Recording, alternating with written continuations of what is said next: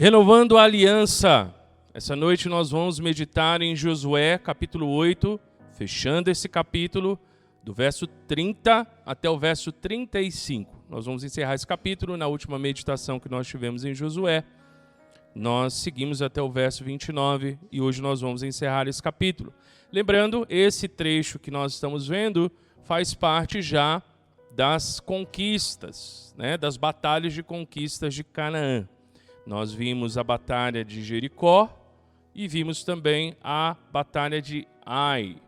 E hoje nós vamos ver a renovação da aliança, como Josué irá conduzir o povo de Israel a renovar a aliança com o Senhor. Nós vamos meditar nisso. Esse texto, meus irmãos, nos faz pensar a respeito de aliança. E quando a gente pensa sobre aliança, a gente pensa em casamento. Você se lembra aí do seu casamento? Você que é casado, Você que é casado, você se lembra como é que foi? Como foi importante? Então a ideia é um pacto, é uma aliança que você faz com uma pessoa, Você estabelece um compromisso com essa pessoa, a fim de que você possa viver para ela e ela para você. De certa forma, essa metáfora do casamento, ela explica bem o sentido dessa aliança que o Senhor tem para com o seu povo. Porque a aliança do casamento é uma aliança muito profunda, com muitos significados, e que traz impactos muito profundos para o nosso coração. E a aliança que Deus tem com o seu povo é esse tipo de aliança, uma aliança para toda a vida, da mesma maneira que é o casamento. Então esse texto vai nos fazer pensar sobre a aliança. Antes de nós entrarmos no texto, quero convidar você a fechar seus olhos rapidamente. Vamos orar ao Senhor pedindo o direcionamento dele para os nossos corações. E você que está nos visitando aí, que o Senhor fale o seu coração, tá bom? E transforme aí seu viver. Senhor Deus, nesse momento, Senhor, queremos entrar diante da Tua presença mais uma vez em oração, pedindo que o Teu Espírito venha a abrir os nossos olhos e o nosso entendimento. Abre, Senhor, os nossos olhos espirituais a fim de que compreendamos os princípios eternos da Tua palavra. E além disso, capacita-nos, Senhor, a também nos submetermos a eles. É o que pedimos em nome de Jesus. Amém. Quero deixar com você um versículo para você meditar durante a semana que resume bem o sentido desse trecho. Ele está lá em Deuteronômio, capítulo 27, verso 10. Ele está aqui para você, se você quiser conferir na sua Bíblia, fica à vontade. Mas aqui em Deuteronômio 27, 10 diz: obedeça ao Senhor, seu Deus, e siga as suas ordens e os seus decretos que hoje lhe dou.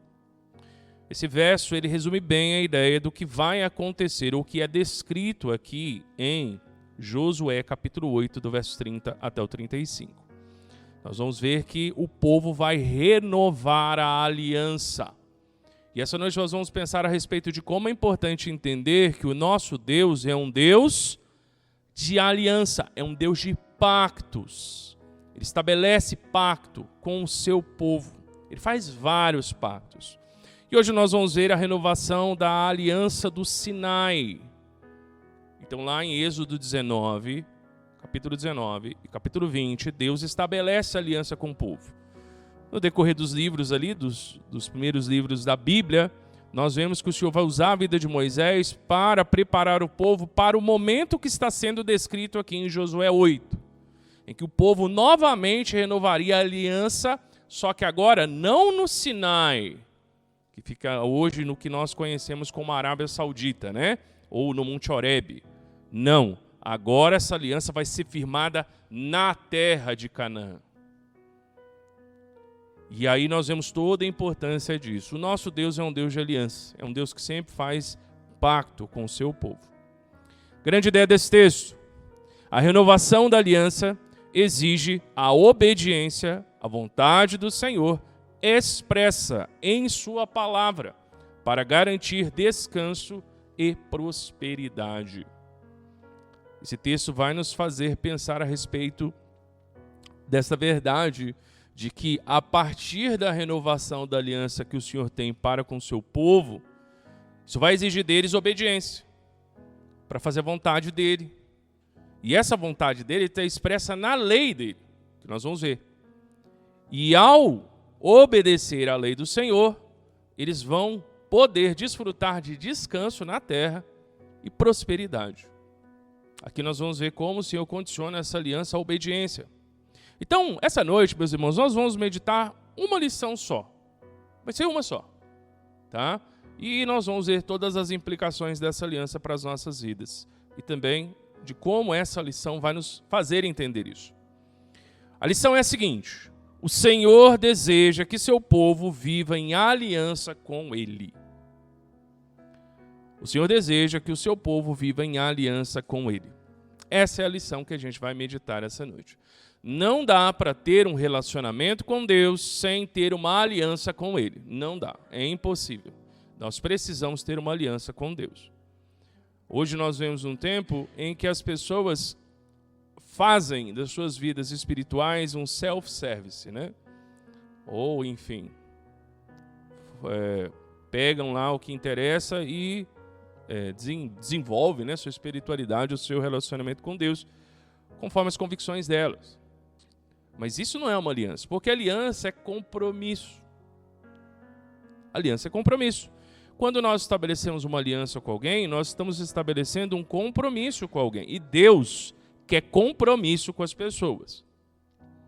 Então, trazendo para a analogia aí, que não aqui da igreja, né? Porque a gente sabe que nenhum dos jovens, pelo menos, faz isso. Mas pegando a ideia dos jovens do mundo, Deus não é um Deus de ficar. Deus é um Deus de compromisso. Deus não quer ficar com ninguém. Deus quer compromisso. E o nosso Deus é um Deus de aliança. Correto? Então ele quer estabelecer uma aliança. Ele já fez uma aliança com o povo de Israel no Sinai e agora ele quer renovar essa aliança.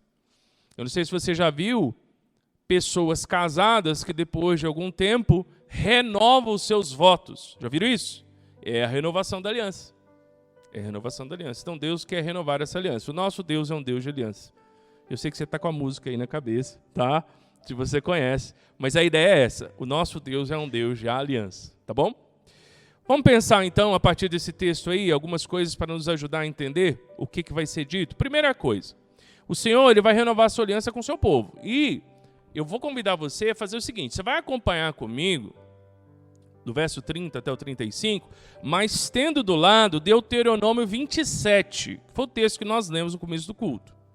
Deuteronômio 27. Então você vai ficar lá em Josué 8, do 30 a 35, mas já marca aí Deuteronômio 27, porque a gente vai sempre, né, tá ali remetendo a isso. Porque Josué 8, 30 a 35 é um cumprimento do que está escrito em Deuteronômio 27.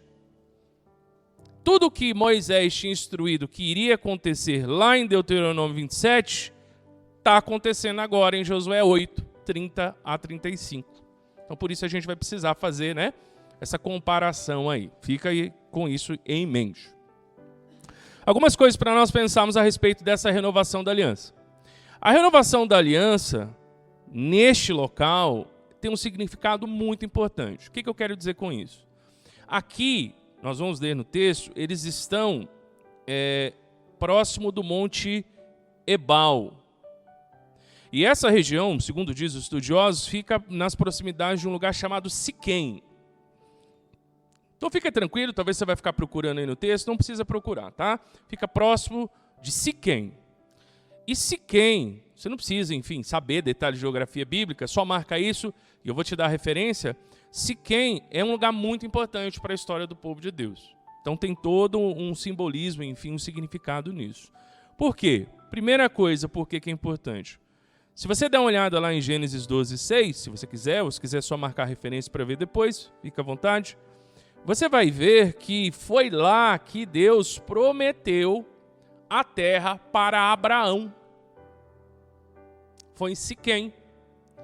E aí, muito tempo depois, séculos e séculos depois, Deus está fazendo novamente um renovo de aliança no local aonde ele prometeu a terra para o povo de Israel. Então, séculos antes, ele prometeu a terra para Abraão. Muitos séculos depois, o povo de Abraão, que já é o cumprimento da promessa, está ali naquela terra para renovar a aliança. Então, isso é importante. Tá? Lá em Gênesis 12, versos 6 a 7, você vai ver isso. E aí, do que se trata aqui? Do cumprimento do que é dito lá em Deuteronômio 27 e 28, capítulo 27 e capítulo 28. Lá o que nós vemos? Uma leitura solene da lei, com as bênçãos e maldições que mostram que a posse da terra era condicionada à obediência. Daqui a pouquinho a gente vai ver com um pouco mais de detalhe esses capítulos aí. Não vou assim expor eles, mas vou pensando, né? Então a gente vai ver que, da mesma maneira que foi exigida uma leitura solene lá, está acontecendo aqui. E a ideia é, Israel vai ter a terra se obedecer. Se obedecer, se for obediente à lei do Senhor, eles vão morar na terra. Mas se não for, não vai. Então a gente vai ver que é uma aliança condicionada. Ela é condicionada à obediência. Porque Deus não estabelece relacionamento com ninguém sem compromisso. E compromisso exige obediência. Aqui nós vamos ver, meus irmãos, que eles vão realizar o que Moisés tinha dito para eles que eles deveriam fazer. Eles deveriam fazer isso. E se você der uma olhada lá, você que marcou aí Deuteronômio 27, se você der uma olhada nos verbos, quando Moisés fala, quando vocês estiverem na terra e vocês fizerem isso, todos os verbos estão no futuro. Lá em Deuteronômio 27, 28, está no futuro. O que isso mostra para a gente? Que Moisés já estava avisando, olha, quando vocês estiverem lá, vocês vão fazer assim, desse jeito, e dessa maneira. Então agora está na hora de fazer o que Moisés disse que eles deveriam fazer. Chegou o dia. Então é como se Deus já tivesse dito para eles, olha, daqui a um pouquinho, vocês vão estar na terra, eu vou renovar a aliança com vocês lá, e quando esse dia chegar, estejam prontos. E nós vamos fazer isso, isso, isso e isso. Todo esse trecho que nós vamos ler em Josué 8, do 30 ao 35, é justamente eles fazendo o que Moisés disse que era para eles fazer quando chegasse o dia. Então isso é importante. Ninguém aqui está perdido, como diz o ditado popular, igual cego em tiroteio, né? Igual o cachorro caiu da mudança. Ninguém está perdido. Todo mundo vai fazer o que era para ser feito. E aí nós vamos ver uma renovação da aliança, então, lá do Sinai. Vamos caminhar comigo? Volta lá, então, para Josué 8, 30. Aqui nós vamos dividir em 4 momentos aí essa renovação da aliança. Vou só explicar rapidamente, e aí você pode ir comparando com o Deuteronômio. Primeira coisa que nós vamos ver é o altar, do verso 30 até o verso 31. Aqui diz, Josué 8, 30 a 31.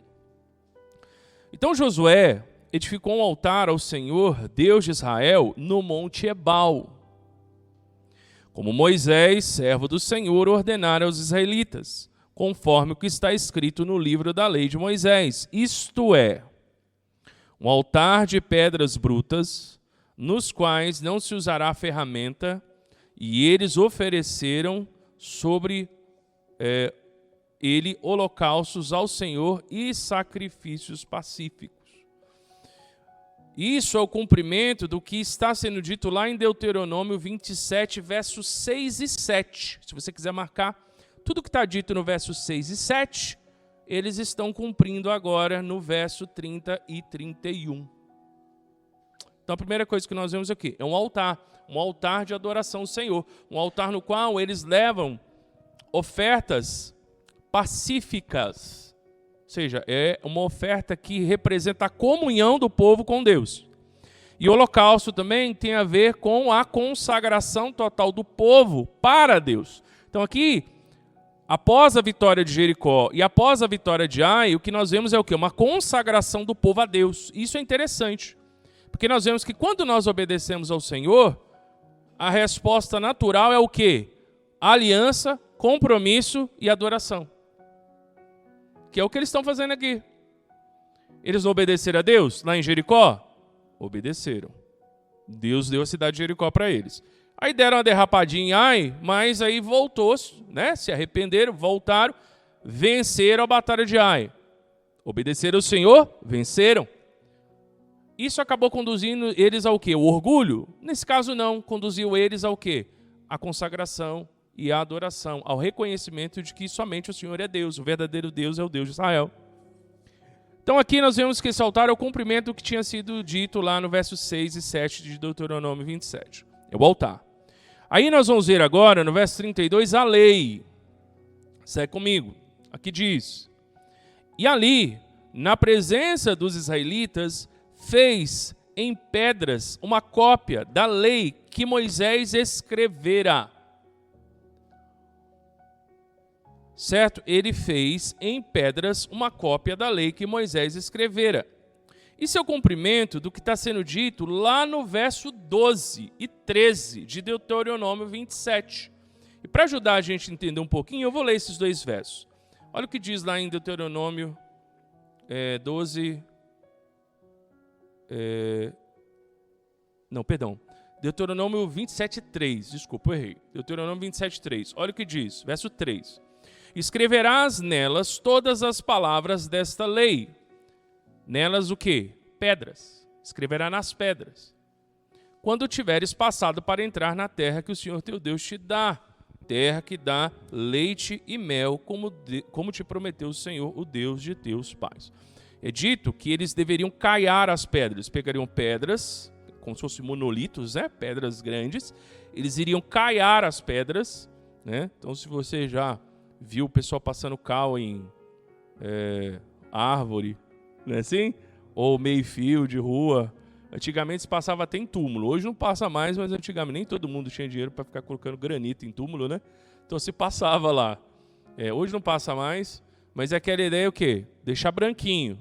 E aí, naquela pedra grande e branca, se escreveria com letras vermelhas. É dito lá em Deuteronômio, para qualquer pessoa que olhasse para aquela pedra, lesse o que estava escrito. Porque se você coloca um fundo branco com letras vermelhas, aparece. A mesma coisa aqui, né? Um fundo escuro com letras brancas, você consegue, né, ter o contraste para enxergar. Tá bom? Então é isso. Aqui nós vemos o cumprimento de Deuteronômio 27:3. Interessantemente, se você quiser anotar para poder meditar depois, era a mesma regra que era dada para os reis de Israel. Os reis de Israel, eles precisavam ter uma cópia do livro da lei com eles, para que eles pudessem obedecer a Deus. Porque eles eram reis, mas eles eram reis subalternos, submissos ao verdadeiro rei, que é o Deus de Israel. Eles eram reis, mas eles tinham que prestar contas ao verdadeiro Deus. E esses reis tinham que ter a lei com eles. É o mesmo princípio. Depois nós vamos ver o povo, que aí sim é o cumprimento de Deuteronômio, capítulo 27, verso 12 e 13. Que aqui diz o verso 33. E todo Israel, tanto o estrangeiro como o natural, com seus anciãos, oficiais e juízes, estavam de um lado e de outro lado, estavam de um e de outro lado da arca, perante os sacerdotes os levitas que levavam a arca da aliança do Senhor. Aqui tem algo interessantíssimo, que eu vou explicar. Metade deles em frente do monte Gerizim. Então pega aí, metade do povo, monte Gerizim. E a outra metade em frente do monte Ebal. Então dividiu em dois montes. Metade monte Gerizim, metade monte Ebal. Como Moisés, servo do Senhor, anteriormente ordenara para que abençoassem o povo de Israel. Vamos dar uma olhada lá no verso 12, 3 de Deuteronômio 27. Olha o que Moisés tinha dito que eles deveriam fazer. Quando tiverdes passado o Jordão, Simeão, Levi, Judá, Issacar, José e Benjamim ficarão sobre o monte Gerizim para abençoar o povo. E Ruben, Gade, Azer, Zebulon, Dan e Naftali ficarão sobre o monte Ebal para pronunciar maldição. Então os dois montes significavam bênção e maldição. Tá bom? Metade no monte que significava bênção, metade no monte que significava a maldição. Eu coloquei algumas informações aí para você saber. Aqui nós temos 6 tribos voltadas para Gerizim E se você conferir depois, aí você pode fazer, né, conferência depois, todos eles eram filhos de Lia e Raquel. Quem que era Lia e Raquel? Eram as esposas de Jacó, que depois se torna Israel, né? Deus muda o nome dele para Israel. E as outras tribos, com exceção de Ruben e Zebulon, que aí tem uma explicação do porquê disso, eles eram filhos das criadas das esposas. Olha que interessante. Deus separa isso. É até interessante você ficar pensando, por que Deus faz isso, né? Mas ele faz. Aí talvez você esteja pensando, mas por que Ruben e Zebulon ficaram com os filhos das criadas? Ruben era um filho de Lia, que havia perdido o direito da primogenitura por causa do seu pecado. Quando você for ver lá, é por causa de uma imoralidade que Ruben tinha feito. Tem algumas referências aí, se você quiser depois dar uma olhada. Tá bom? Então, em Gênesis 29, 32, nós vemos que Ruben era filho de Lia. E em Gênesis 35, 22, nós vemos o que foi que Ruben fez para perder o direito de primogenitura. E Zebulon era o filho mais novo de Lia. Então, ele acabou entrando lá com os outros. Tá, pastor, beleza, mas o que isso tem a ver? Então, de certa forma, aqui Deus quer mostrar o quê? A respeito da condição da aliança. Um monte vai significar a bênção. O outro monte vai significar a maldição. E é como se tivesse visualmente diante do povo de Israel a escolha. Você quer a bênção ou você quer a maldição? Qual dos dois você quer? Então aqui, à direita, minha direita, essa daqui, né? Era a bênção.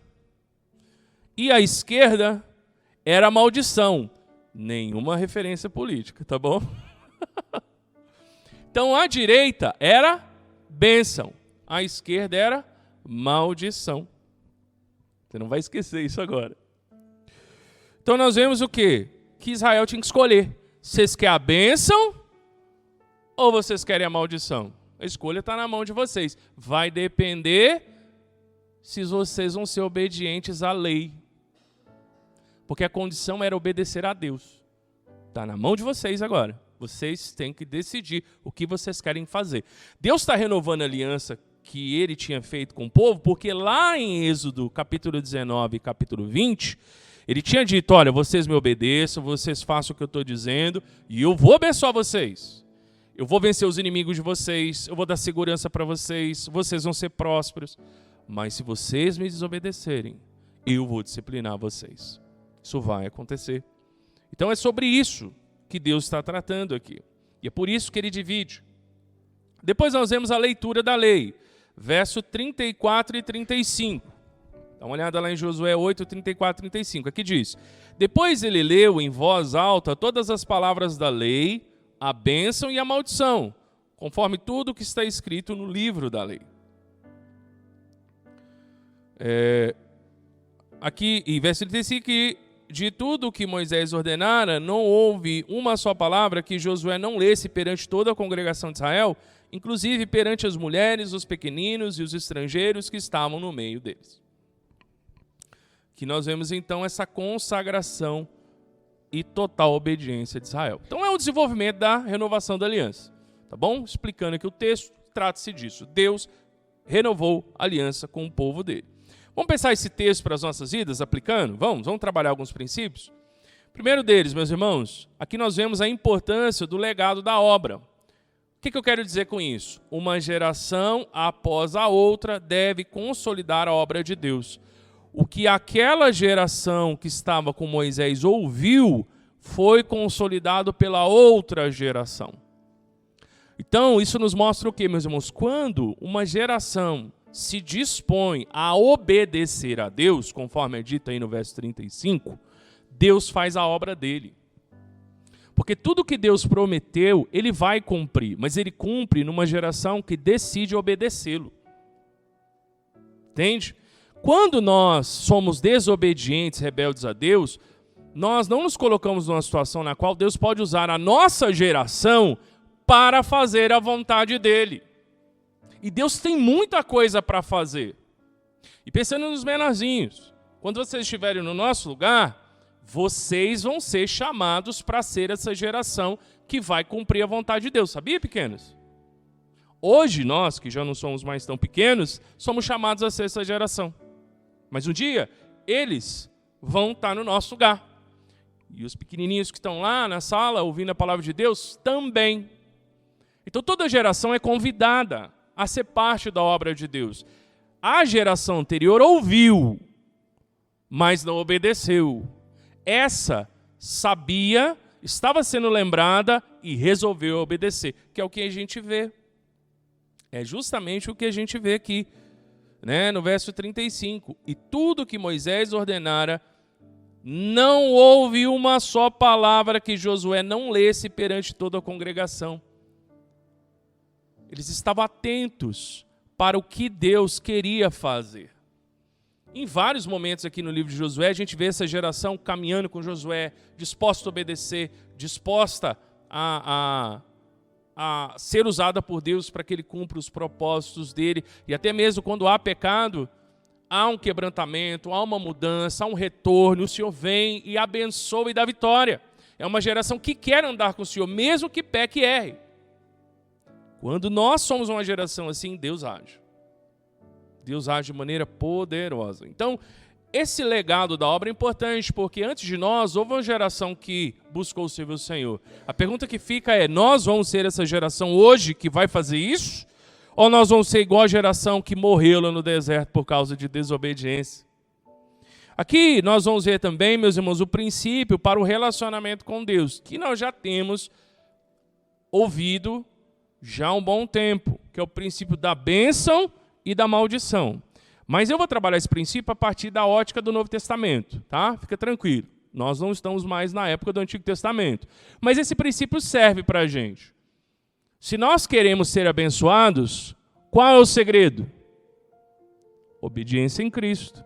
Se nós queremos ser disciplinados, qual que é o segredo? Desobediência. Então o princípio ainda permanece. Obediência, bênção. Desobediência, maldição. E aqui, essa aliança que Deus faz com o seu povo é baseado nisso. Dá uma olhadinha lá em Deuteronômio 27, como nós estamos caminhando, e veja quantas maldições existem. Eu vou te dar as referências, você vai passar o olho só rapidinho, tá? Olha quanta coisa é dito aí, que são as maldições. As maldições estão em Deuteronômio 27, do 14 ao 26. Dá uma olhadinha aí. Deuteronômio 27, do verso 14 até o verso 26. Olha quantas maldições estão sobre o povo por causa da desobediência. É muita coisa. Você acha que acabou? Não acabou não, calma, tem mais. Agora você vai lá no capítulo 28, do verso 15 até o 58. Olha aí na sua Bíblia. Capítulo 28, do verso 15 até o 58. Tudo isso é maldição. Tudo isso é maldição. Que não está escrito aqui em Josué, porque Josué é um relato conciso do que aconteceu, mas ele está se remetendo ao que está lá em Deuteronômio 27, nas referências que eu disse, né? Que é do verso 14 ao 26, e 28, do 15 até 68. 15 a 68. Tudo isso aí é maldição. Dá-lhe maldição, não? Pois é, bastante. Tem de tudo aí. Os bichos, seu vai morrer, sua mulher vai acontecer tal coisa, você vai machucar o pé, enfim, tem um monte de coisa aí. Vou levar vocês escravos, vocês vão passar fome, vocês vão ficar numa situação tão complicada que vocês vão ser levados escravos. Estou só resumindo, depois você lê, tá? Vocês vão ser levados escravos para outros povos, vocês vão ser levados escravos para o Egito. E quando você estiver lá no Egito, vocês vão estar numa situação tão complicada que ninguém vai comprar vocês como escravos. Está escrito isso aí. Eu não vou só levar vocês como escravos, eu vou levar vocês como escravos e vocês não vão ser comprados. E por aí vai. Tem um monte de maldição aí. Estou só citando algumas para você ler depois. Mas tem bênçãos também. As bênçãos estão em Deuteronômio, capítulo 28, do 1 até o 12.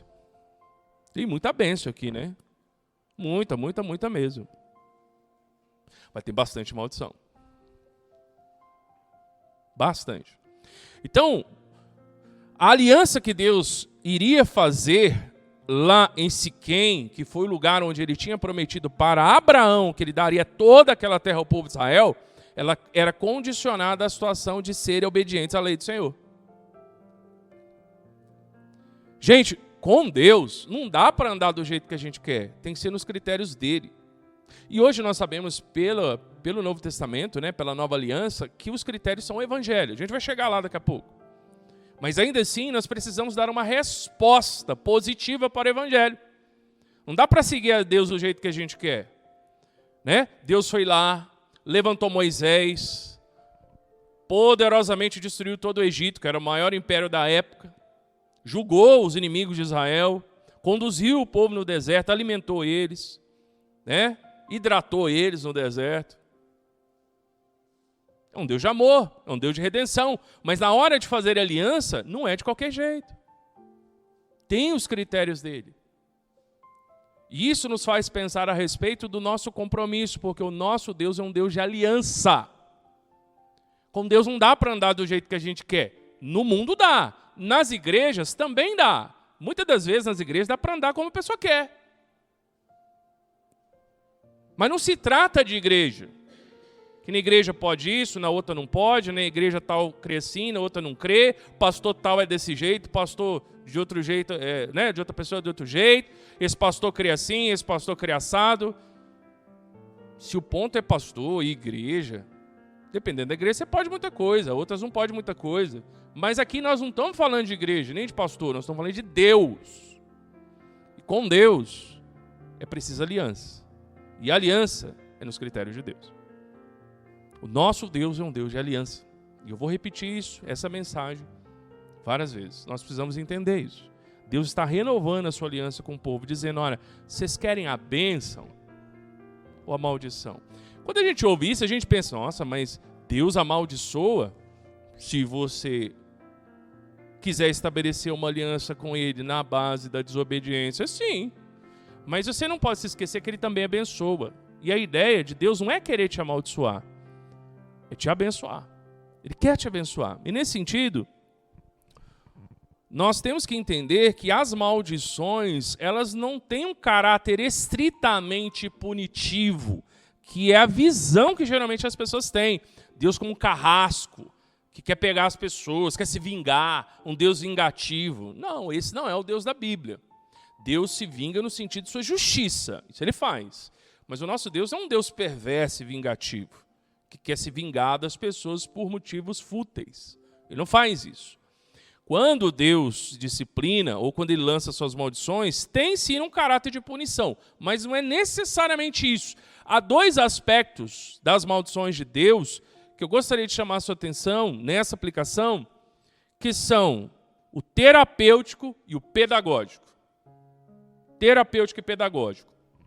Lá em Oséias, capítulo 6, verso 1 e 2, olha o que Deus diz.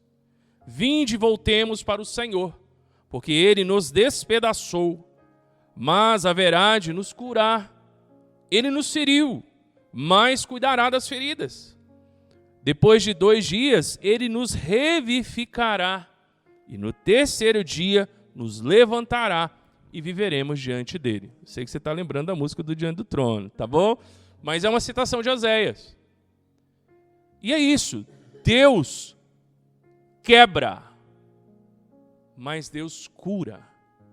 E quando Deus quebra, Ele quebra para curar, e não para destruir a vida das pessoas.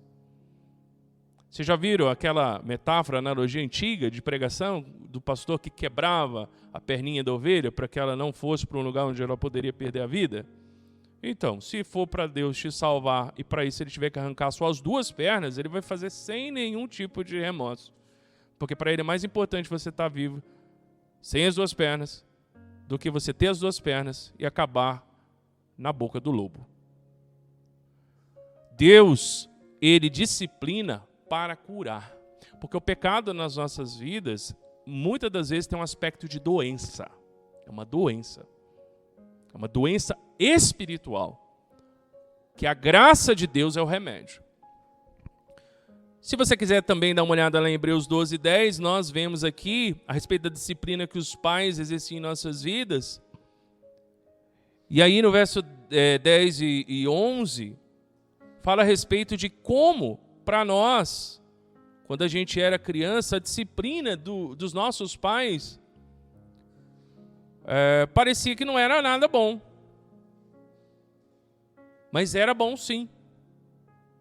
Os nossos pais faziam isso para que nós pudéssemos ser participantes da santidade, é dito aqui, né? A ideia é para que a gente aprendesse a fazer o que é certo. E por algum momento, trazia tristeza. Levar umas boas chineladas no bumbum não fazia a gente chorar? Ou não sei se era mais ou menos igual lá em casa, que era correada, né? Aquela cinta, né? Fazia a gente chorar. Não é assim? Mas quando os filhos sabem que os pais os amam, eles não guardam rancor. Porque a disciplina não tem a ideia de machucar os filhos. Tem a ideia de ensinar para eles os limites que eles devem respeitar. Então, nesse sentido, aqui no final do verso 11, a gente vê: depois, porém, produz um fruto pacífico de justiça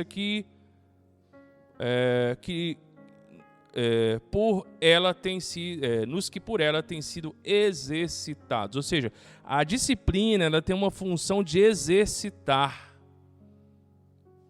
o que é correto em nossas vidas. Então ela tem um princípio de cura, de preparação, de cuidado. A maldição do Senhor aqui para o seu povo não é para destruí-los por maldade, mas é para poder tratar de um mal que eles têm. Ela tem uma função terapêutica. Tem uma função de fazer com que eles aprendam que há limites nessa vida. Mas não só terapêutico, também tem um fim pedagógico. Provérbios capítulo 3, verso 11 e 12 diz: meu filho, não rejeites a disciplina do Senhor, nem te canses da sua repreensão, porque o Senhor repreende a quem ama, assim como o pai repreende o filho a quem quer bem. Educar, os pais educam. Deuteronômio, capítulo 8, verso 2 a 5. Olha que maravilha esses versos. E te lembrarás de todo o caminho pelo qual o Senhor teu Deus tem te conduzido durante estes 40 anos no deserto. De quem aqui Moisés está falando? Da geração que morreu no deserto. Está falando deles. Durante esses 40 anos no deserto, a fim de te humilhar e te provar. O texto está dizendo que Deus humilhou essa geração. Para saber o que estava no teu coração, se guardarias ou não os seus mandamentos. Sim, ele te humilhou, te deixou ter fome e te sustentou com maná, que nem tu, nem teus pais conhecieis, para que entendesses que o homem não vive só de pão, mas de tudo que sai da boca do Senhor. Disso vive o homem. Nestes 40 anos, tuas roupas não se envelheceram, nem teu pé inchou. Saberás no coração que o Senhor teu Deus te corrige, assim como um homem corrige o filho.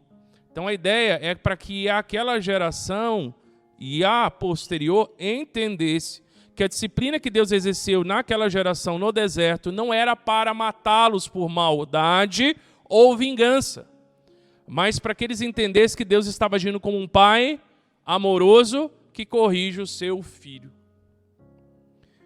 E por fim, em Apocalipse capítulo 3, verso 19, nós vemos uma verdade bíblica importante.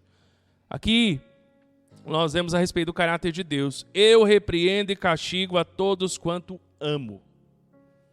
Sê, pois, zeloso e arrependa-te. O castigo de Deus não é uma vingança pecaminosa. É um ato de amor de Deus. E o problema é que, para a maioria das pessoas, não parece assim. Então, quando a gente lê sobre maldição, a gente tem um problema de acreditar nisso. Mas Deus amaldiçoa? Como isso? E detalhe, eu não conheço ninguém que vem para a igreja para poder ser amaldiçoado, né? Geralmente as pessoas vêm na igreja para ser abençoado, né? E pede: Senhor, me abençoe. Ou, pastor, ora para que Deus me abençoe. Não é assim? Ninguém vem na igreja para ser amaldiçoado. Não, eu quero bênção. Mas eu quero desafiar você a pensar de uma maneira um pouco mais profunda e madura a respeito do seu relacionamento com Deus. O nosso relacionamento com Deus não é só pela bênção. Porque se nós entendermos o nosso relacionamento com Deus só pela bênção, a gente vai ter dificuldade de entender a maldição também. E a maldição, no caso vindo de Deus, não é para o nosso mal. É porque a gente pensa, maldição. Lembra mal, né? Tem a ver com mal. Então Deus quer o meu mal. Não. Deus não quer o nosso mal. E detalhe, essas maldições aqui não iriam cair sobre os cananeus, sobre os egípcios. As maldições aqui é para o povo de Deus. Em Deuteronômio 27 e 28, as maldições não é para ímpio. É para crente. No caso do Antigo Testamento. Entenderam? Então Deus trabalha assim com a disciplina do seu povo. Quando ele faz isso, ele não é mal. E também ele não quer o nosso mal. Porque as maldições / disciplina não são para o nosso mal. São para o nosso bem. É para curar o nosso coração pecaminoso. É para fazer a gente parar para pensar em como nós temos andado no nosso relacionamento com Deus. E nós reconheçamos que temos pecado. E abandonemos o nosso pecado. Meus irmãos, Deus vai encontrar as mais variadas formas de alcançar você pelo seu pecado. E eu também. Essa é uma aplicação adicional que eu estou colocando. Se você ler os dois textos e comparar a quantidade de maldição com a quantidade de bênção, mostra que Deus é bem criativo quando se trata de alcançar os seus filhos. Ele pode fazer isso de várias formas. Disciplina física, não responder oração, questões no seu coração, enfim, sabe-se lá o que Deus pode fazer. Mas uma coisa é certa, ele pode e faz.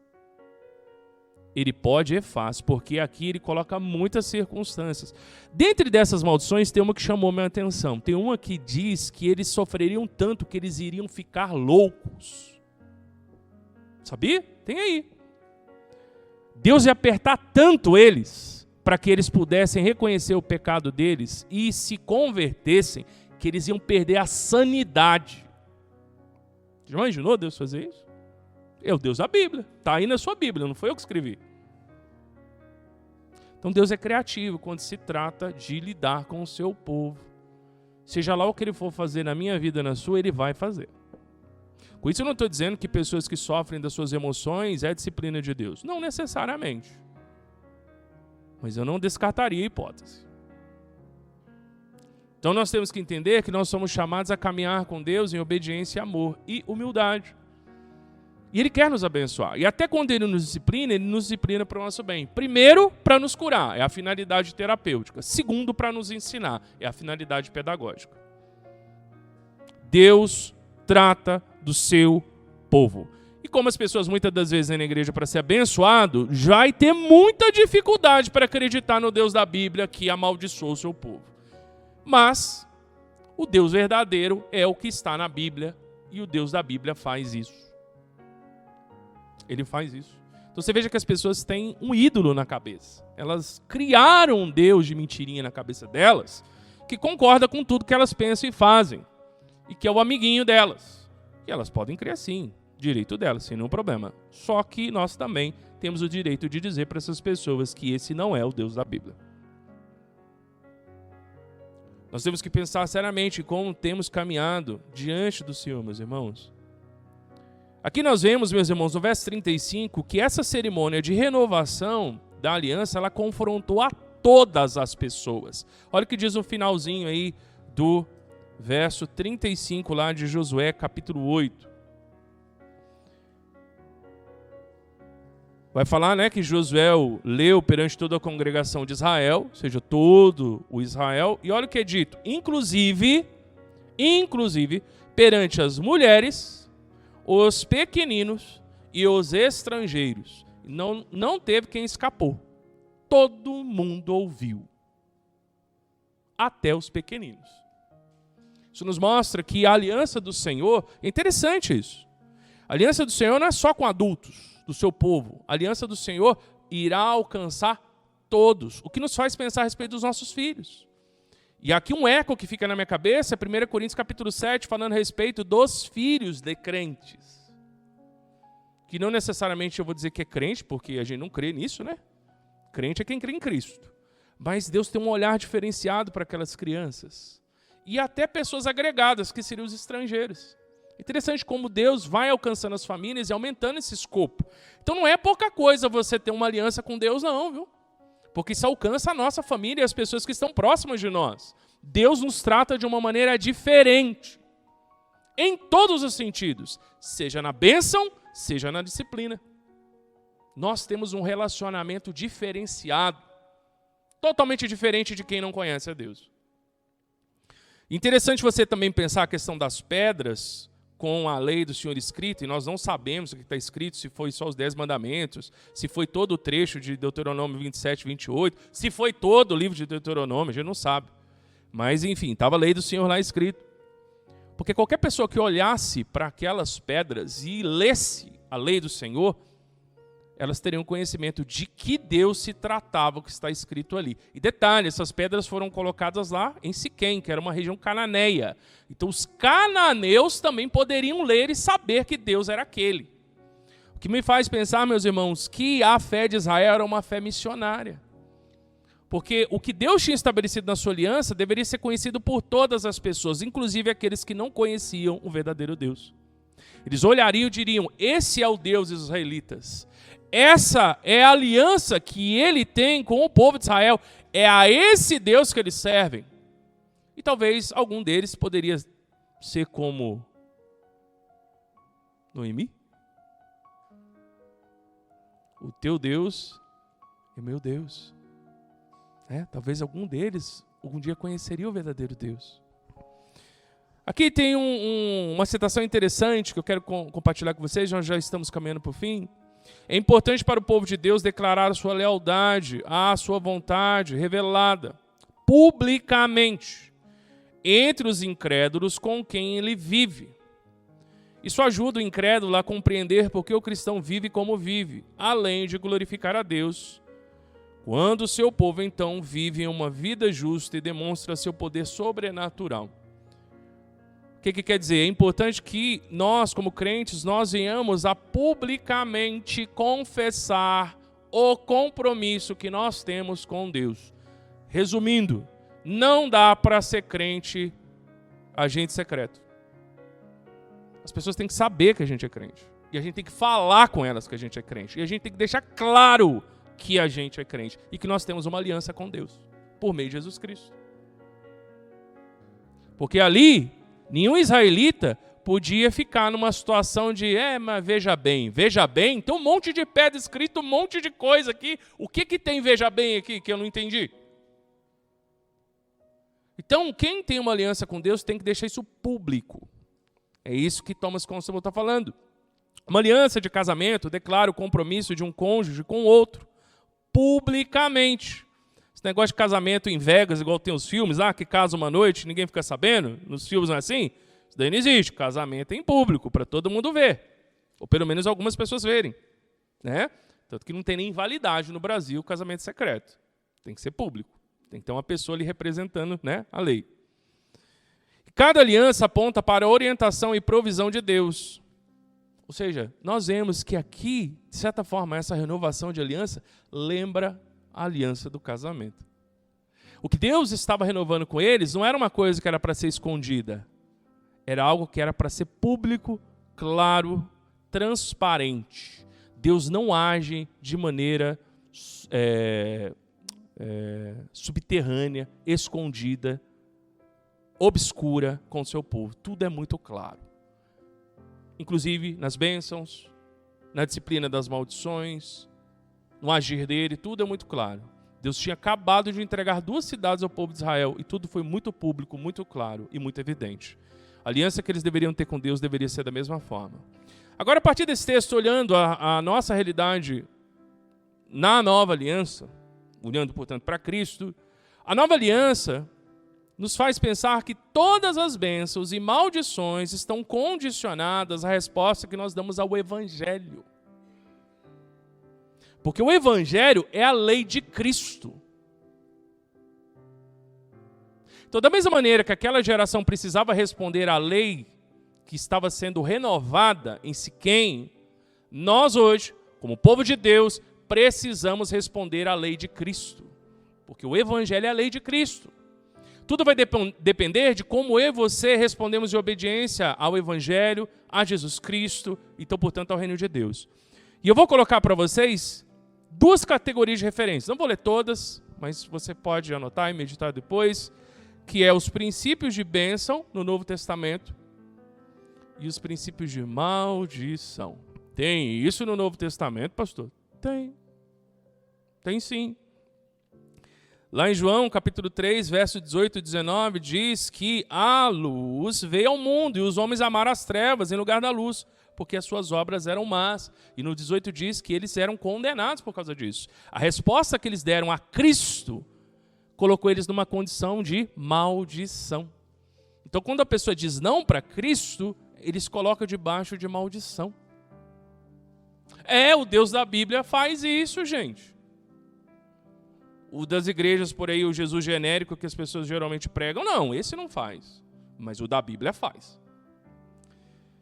Gálatas 1, 8 a 9, mesma coisa. Se alguém pregar um outro evangelho, maldito. Porque a palavra anátema quer dizer maldito. Uma pessoa que prega um falso evangelho, que é uma resposta ao evangelho, ele está pregando uma mensagem de maldição, tanto para quem ouve, quanto para quem prega. Romanos 1, verso 18 a 32, nós vemos que a resposta que os homens dão para a revelação de Deus e, portanto, para Cristo, coloca eles numa condição de maldição, que vai incluir imoralidade, todo tipo de pecado. É uma vida de maldição, por dizer não para Deus. Então, sim, no Novo Testamento, se nós dissermos não para Cristo, para o reino de Deus e, portanto, para o Evangelho, nós estamos debaixo de maldição.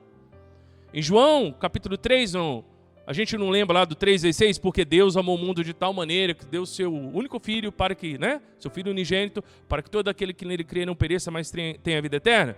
A gente lembra. É o versículo que todo crente tem que saber, né? Mas na sequência, no capítulo, lá embaixo é dito que quem tem um filho tem a vida. Mas quem não tem um filho, a ira de Deus permanece sobre ele.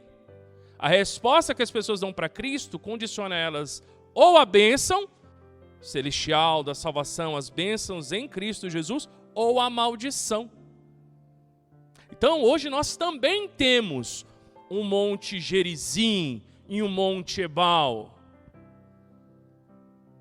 E o que divide esses dois montes, a bênção e a maldição, é Cristo. E aí fica a pergunta, hoje, nesse dia em que o Senhor nos chama a uma aliança com Ele, a uma renovação de aliança, ou talvez para alguns, a primeira firmação dessa aliança, vai ser Gerizim ou Ebal? Nós vamos dizer sim a Cristo ou não a Cristo? Vai ser bênção ou maldição? Tudo depende do que nós dissermos para o Evangelho. Porque o Evangelho é a lei de Cristo. O Evangelho é essa linha divisora que divide as nossas vidas da bênção e das maldições que o Senhor tem para todos aqueles que rejeitam o seu Filho. Diante disso, meus irmãos, nós podemos afirmar: a renovação da aliança exige a obediência à vontade do Senhor expressa em sua palavra para garantir descanso e prosperidade. E no nosso caso, isso pode ser obtido através do Evangelho de Jesus Cristo. Que nessa noite você que está com a gente, que ainda não tomou uma decisão por Cristo, tome uma decisão por Cristo. Deus não quer lançar maldição sobre a vida de ninguém, Deus quer abençoar. E hoje Ele estende a você o convite para te abençoar. E nós que já tomamos essa decisão por Cristo lá atrás, nós somos mais uma vez, essa noite, chamados a renovar essa decisão de crer em Cristo e termos por meio dele as bênçãos do Evangelho.